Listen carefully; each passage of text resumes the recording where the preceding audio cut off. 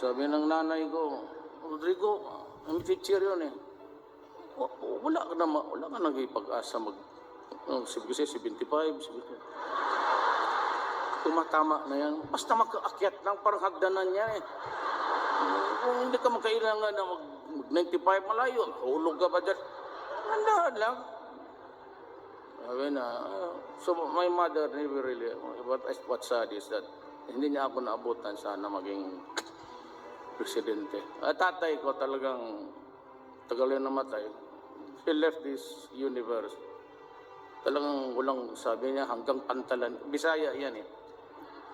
That's a cliche or an idiom in Bisayan. Pag sinabi hanggang pantalan ka lang, ibig sabihin yung kargador ka lang. Ayan ang tatay ko, ikaw? Hindi kami no, I mean, he died. Hindi mo siya magandang relasyon. Hindi siya believe sa akin. Ikaw, pantalan ka lang. Si kargador, gusto mo?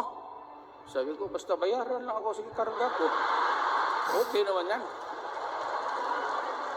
75. Sino ka? Yasay. Karumate ko man to. Karumate kami sa law school. UP siya, pati para San Beda. Bright. Doresa. Doon ako napunta sa high school na nandoon si Doresa. Naabutan ko siya. Nauna pa siya graduate sa akin. Anak na. High school. Ano ba to? Totoo. Doresa was valedictorian pag-graduate. Puro yan sila valedictorian. Ang defense secretary, John Lorenzana. Alam mo, hindi ko alam yan. Pastor Kibuloy is from doon pinanganak ko, Tabato City.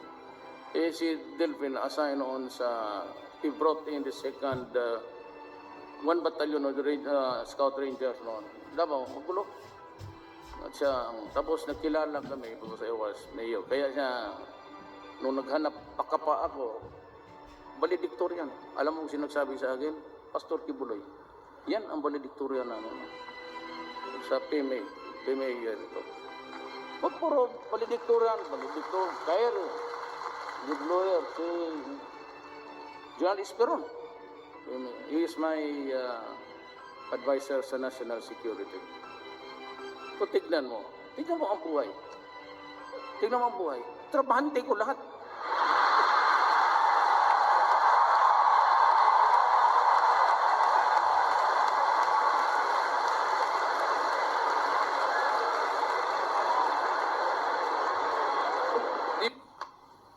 May gusto ka sa ikwento sa inyo? But can you take it? Okay. Isang araw, may pumuntang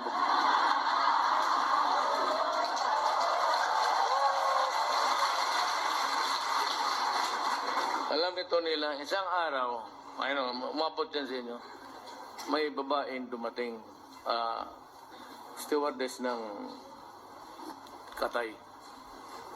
Sabi niya, iyak siya.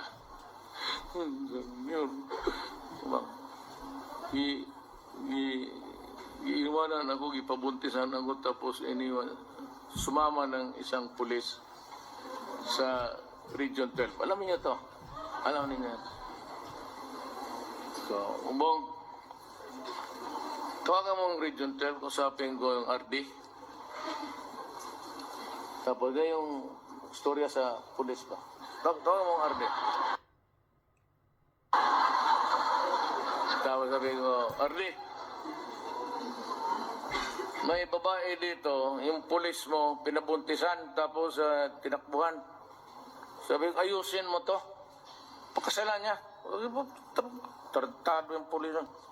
Pagkasalan niya. Siguro, may kumpiyansang buwang kay Gwapa, tapos, abroad. Kaya, papuntahin mo lang dito. Papuntahin mo dito, Mayor. Sige ha. Ito yung pangalan. Ito sa RD, sa regional nila.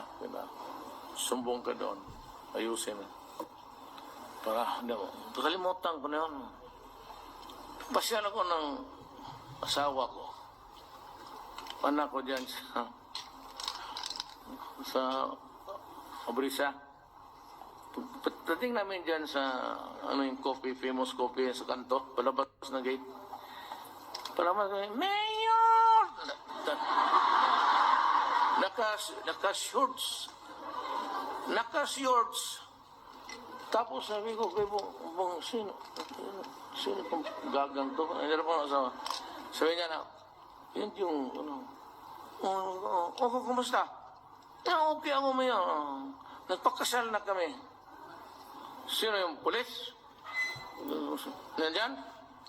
Hindi. Iba sino. Nagpakasal lang kami ni Arby.